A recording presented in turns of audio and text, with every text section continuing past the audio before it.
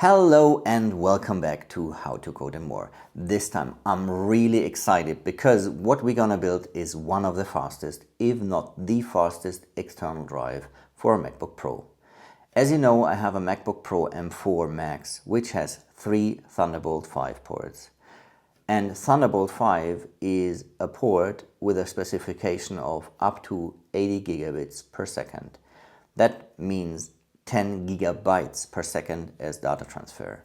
Realistically, that's a theoretical value. You should come around 6 to 7 gigabytes per second due to protocol overhead and things like that. But even 6 to 7 gigabytes per second is a lot. We will look on the market situation for enclosures for delivering or supporting Thunderbolt 5. There are not too many, and we also have a look on a pre-built one, but it is kind of expensive. Also, if you are not needing the highest speed, you could go for enclosures supporting Thunderbolt 4. That will give you half of the speed of Thunderbolt 5, that's true, but that's still a lot. So in theory, you should be somewhere between 2 to 4 gigabytes per second with a fraction of the cost. This video is of course also for you if you have a PC with a Thunderbolt 5. One thing to mention, not all MacBook Pros support Thunderbolt 5. Please have a look on your specification. The lower models, so the baseline model, does only support Thunderbolt 4, so be aware of that before spending too much money. We will start having a look on the market, going through different cases you can choose. I will also show you obviously my choice. Then we build the drive together. After that, we will have a little look on a theory of SSD drives because that's crucial to know if you can expect a permanent high data transfer or not, and why not. And then we also will see the real values. So if you like that channel, please leave a thumbs up and subscribe to it. Would help me a lot. This video is not sponsored by anyone, so everything I show you, I bought it myself. The only way for me to get some money out of this is the affiliate links in the description down below. If you want to support me, just do them. Thank you very much and have fun. Let's have a look on the market. What are our possible choices? So I just went for Amazon, so you also see the current prices as of mid of October. Of course, there are always sometimes some discounts or whatever. Let's go. First, we have Acasis. This is one of the more known drives. I heard some not too good informations about support.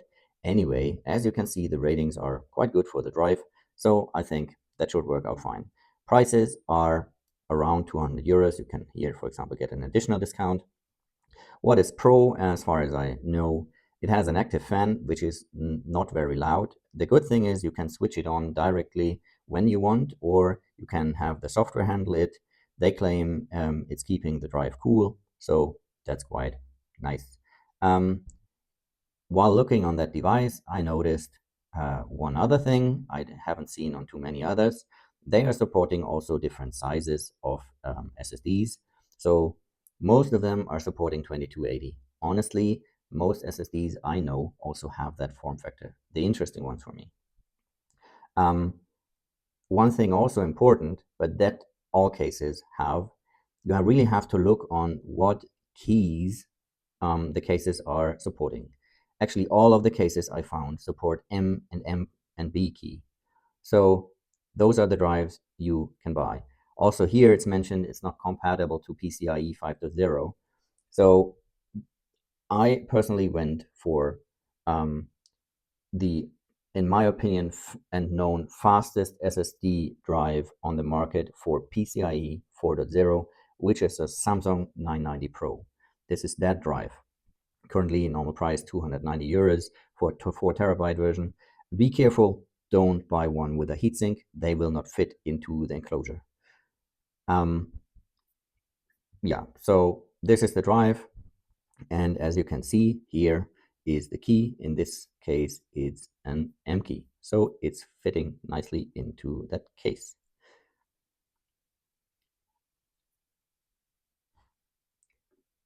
As said, another choice would be Ugreen. Ugreen, well, I had a look on that case, to be honest. It's not my style. It's quite clunky due to the rubber protector. You can leave that off, but I wouldn't. And if you have it, it's like the golden shiny thing. It's also not my style. The Ugreen also claims good cooling. I haven't tried that. But as you can see, they support only 2280, which is fine, and the M and B key and M key. No worries, I will link all drives down below. The other choice I found is the Wavelink. The good thing about this case is it is full aluminum. It's not very shiny. It's not very clunky. It also has an active fan. You cannot switch them on with a button. But yeah, I think it should be fine. It should switch on, and it should be also very calm. As you can see, also M key and B and M key supported. Also only 2280, which is no issue. So, but if you're on a shorter budget and don't need all that speed, just go for the previous generation, which is Thunderbolt 4. As you can see, the price is really cut in half. So you can really expect like approximately half of the speed like the Thunderbolt 5, but it's also only half the price. So really have a good look. As you can see, it's like the same cases as before, a cases, Ugreen and Wavelink. One last thing about Thunderbolt 5, if you don't want to build it yourself, you can buy a pre-built one. But I really have to say, there are not many. For example, this OWC, and as you can see, the price is significantly higher. So in my opinion, it is really a good choice building up the drive like we do. And now my choice. I personally went for the Wavelink. As you can see, the ratings are quite good. And I really like that it's full aluminum. And so the enclosure itself is a cooling device. So it should keep down the temperature of the SSD, and that is an important thing. So let's have a look on what I have. And so, as mentioned, I went for the Samsung 990 Pro SSD. As far as I know, this is the fastest PCIe 4.0 SSD you can get on the market. It has read speeds up to 7,450 megabytes per second. Of course, there are already PCIe 5.0 SSDs on the market now. They're a lot more expensive. They claim at least 14,000 megabytes per second, but it's out of interest for us because they are not compatible with the enclosures. And for an enclosure, as mentioned, I went for the Wavelink. I personally like the full aluminum quite a lot, and it should also help you with cooling the SSD. They have a magnetic lid, but it's holding good in place, so you don't need anything to open it. Honestly, I don't know what is the real benefit of it because I only plug in my SSD once, and that's fine. But since the lid is holding in place quite fine, I don't care. It also has an internal vent. It's not noisy, so I have never heard it really when I'm using it. And it also supports high write speeds. Of course, on the backside, there are the marketing informations. But the important thing is what the drive is supporting on SSD sizes, so only 22 by 80. It's downwards compatible with USB 3.2, 3.1, 3.0. And of course, you don't need any drivers. And here you see how the speed evolves. Well, all marketing here, but the reality is Thunderbolt 4 is approximately half of the speed of Thunderbolt 5. Here's the content. So quick start guide, a little bit about security, whatever. The case itself, this one is to put on your SSD. So it's the cooling connector, let's say it. USB-C cable, obviously, and a screwdriver. They claimed without tools, but of course you can open the case without a tool, but to tighten the SSD you have to use one screw. So this thing has a magnetic top. You can just pull that off. The magnets are hopefully strong enough. You see them here. And then you have to open that screw and plug in the SSD. and actually close the lid. No, before you close, you should put the thermal film on the SSD, and then you should be good to go. So it's installed with a screw. You just have to remove the plastic, actually place this here on top, and then you can close that. And we are ready to go to see if it's plug and play and the performance. So we are ready to go. Actually, here's the Mac already prepared with the disk utility, and here is the enclosure with the SSD and the delivered cable. So the goal is first just plug it in, and it should be found and directly listed here since it's plug and play, at least they claim it. Okay, we want to allow that accessory. Yes, we do. So it is not readable at the moment because it's not formatted. Completely fine. As we see, the drive was found, and now comes the point of formatting it. So we will erase it. I'll just call it video because that's what I want to do. Now we have to choose the format. For macOS, APFS without encryption is the fastest because this file system is optimized for flash-based drive. It supports instant snapshots, clones, space sharing, has extremely fast metadata operations, and supports the native trim to keep the SSD performance consistent. But of course, it also means if you format the drive with APFS, you cannot read that drive without other tools on Windows. So in my case, this drive is only for the Mac, but if your purpose is to share it, you should go for something else. And now the scheme is the other part. So you have three different types: GUID partition map called GPT, master boot record, MBR, and Apple partition map. So GPT GUID is global unique identifier. It's modern. It has a full support for macOS. Master boot record is legacy, so I would not recommend this. It means only read-only support on macOS for some formats. It's not bootable. The first one, the GPT, is bootable, and actually the Apple partition map is also very old. So your choice is GUID partition map. We will just erase it.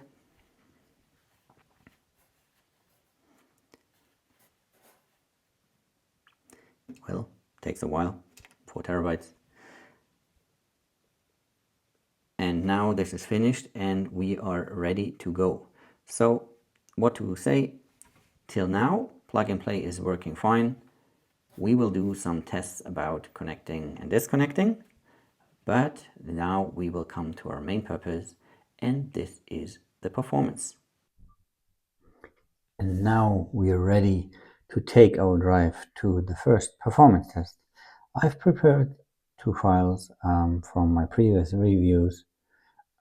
So we have here Osmo 360 degree export and original, so 1.5 gigabytes and 2.5 gigabytes.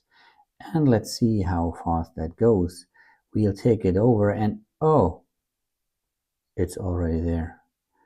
Not even a spinner. So take the bigger file, and also this is crazy fast. I have to admit the performance you see here is really good. But I think we have to look on some inside details about the SSD. So, details about SSDs in general, and especially about our used Samsung 990 Pro. There are different manufacturing ways for SSDs. They can have different types of cells, and depending on those cells, the price is crucial, but it also leads to certain things like robustness, endurance, read and write speeds in general. So there is the SLC, the single level cell. It actually can just store 0 or 1, which makes the controllers easy, and That's why it's very easy to just switch between 0, 1, and that's why they are very fast, but they are also very expensive. So real SLC cells you do not find too many in consumer products. Then there is the MLC, the multi-level cell, where a cell can store 2 bits, TLC 3 bits, and QLC 4 bits. As you can see, there's the node where it's used. And for example, the TLC is the one we have inside our Samsung 990 Pro. The consumer products have the 4 bits per cell, so the quad level cells. But yeah, but there is one thing actually. So we have TLC 3-bit, but there is a so-called toggle write area, which is a part of the TLC. And no, we don't have different cells. Actually, those cells are just managed differently. And so with the firmware, and so you can change the speed of those cells. I looked on about those definitions. So the fast triggered cells are also called PSLC, so pseudo single level cells. They are much faster, and Tom's Hardware gave me some insights on the 990 Pro, which was stating that there is a fixed area of 10 gigabytes and a dynamic area of 216 gigabytes on the 2 terabyte drive. And actually, the later part is doubled on the 4 terabyte drive. So actually, what does this mean? This should mean that in theory, we should see something like this. As long as we can use the pseudo SLC cache, our write speed will be very high, but it will drop. And we want to check if this is really the case. I prepared some files called 25 gigabytes, 50 gigabytes, and so on. As you can see, they're approximately the size. The reason is it's gigabytes and not gigabytes, so there's a difference in calculation. Nevertheless, the point for us is we want to see if everything is running smooth. So now what you need to know, that fast write cache is normally used in the first place, and then it will shift the content to the normal TLC cells, which means if we start and then put one file after the other, actually we are reaching the number of cache approximately, and then the amount of speed should drop. So if we look here, actually very fast, 6.5 gigabytes. Now we have 6.5 gigabytes.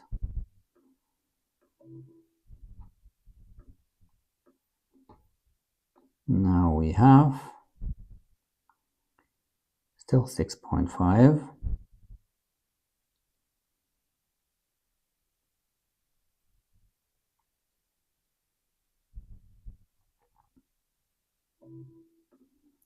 So, and now we are going for the big scale.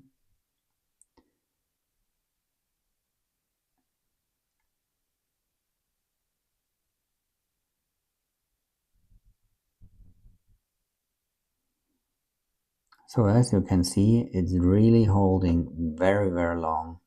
And now it slowly drops a little bit. So that means that part of the cache is not emptied, but as you can see, it returns, and so all is good. That's a very good use case. I'm copying 250 gigabytes here. So at the end, it's dropping a bit, but let's do the following. Just remove the files. We just can leave them here actually. I will select all of them and move them over. And I say just replace for all. And we will see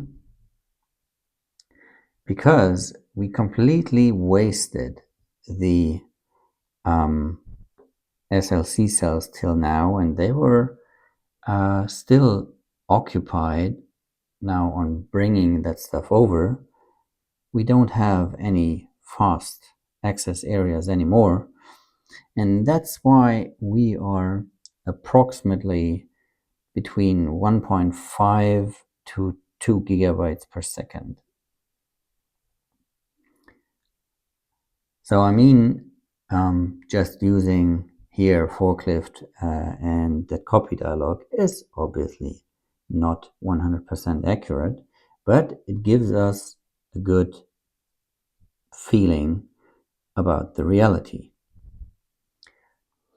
All right, and now comes the part we just wait a little bit for cache free up, and then we will copy that over.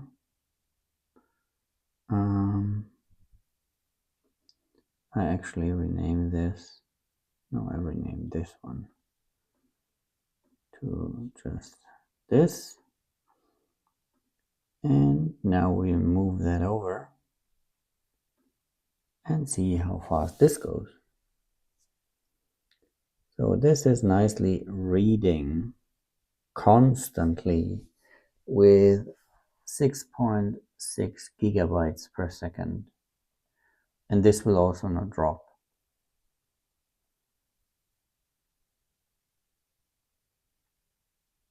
It's a huge difference, 6 times or 4 times the speed. Here we go with the de facto standard for testing speed on macOS. It's the Blackmagicdesign disk speed test. And we will start by selecting the target drive. So I go for the video, click on open, that's all I have to do, and then just start. And let's watch the numbers. Whoa, not bad.